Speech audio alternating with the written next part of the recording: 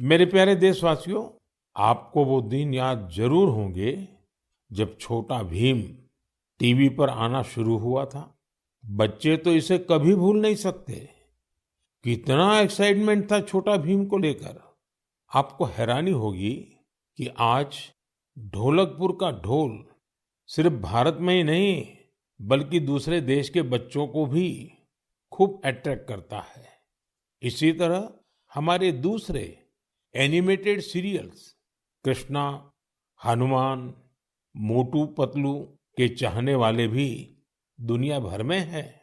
भारत के animation characters, यहाँ की एनिमेशन मूवीज अपने कंटेंट और क्रिएटिविटी की वजह से दुनिया भर में पसंद की जा रही है। आपने देखा होगा कि स्मार्टफोन से लेकर सिनेमा स्क्रीन तक, गेमिंग कंसोल से लेकर वर्चुअल रियलिटी तक एनिमेशन हर जगह मौजूद है। एनिमेशन की दुनिया में भारत नई क्रांति करने की राह पर है। भारत के गेमिंग स्पेस का भी तेजी से विस्तार हो रहा है। इंडियन गेम्स भी इन दिनों दुनिया भर में पॉपुलर हो रहे हैं। कुछ महीने पहले मैंने भारत के लीडिंग गेमर्स के साथ मुलाकात की थी। तब मुझे इंडियन गेम्स की अमेजिंग क्रिएटिविटी और क्वालिटी को जानने समझने का मौका मिला था।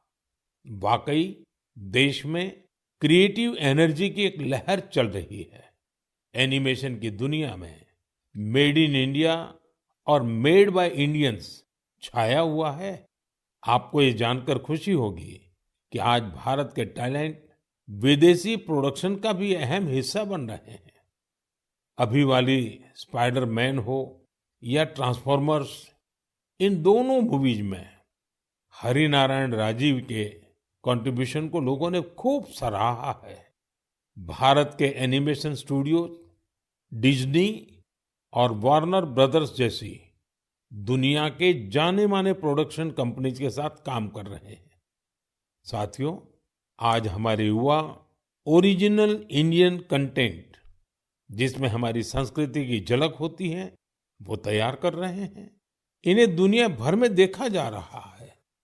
एनिमेशन सेक्टर आज एक ऐसी इंडस्ट्री का रूप ले चुका है कि जो दूसरी इंडस्ट्रीज को ताकत दे रहा है। जैसे इन दिनों वीआर टूरिज्म बहुत फेमस हो रहा है। आप वर्चुअल टूर के माध्यम से अजंता की गुफाओं को देख सकते हैं, कोणार्क मंदिर के कॉरिडोर में टहल सकते हैं या फिर वाराणसी के घाटों का आनंद ले सकते हैं। ये सभी वीआर एनिमेशन भारत के क्रिएटर्स ने तैयार किए हैं। वीआर के माध्यम से इन जगहों को देखने के बाद कई लोग वास्तविकता में इन पर्यटन स्थलों का दौरा करना चाहते हैं। यानी टूरिस्ट डेस्टिनेशन का वर्चुअल टूर लोगों के मन में जिज्ञासा पैदा करने का माध्यम बन गया है। आज इस सेक्टर में एनिमेटर्स के साथ ही story tellers, writers, voice over experts, musicians, game developers, VR और एआर एक्सपर्ट्स, उनकी भी मांग लगातार बढ़ती जा रही है।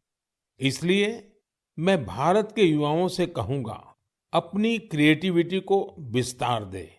क्या पता दुनिया का अगला सुपरहिट एनिमेशन आपके कंप्यूटर से निकले।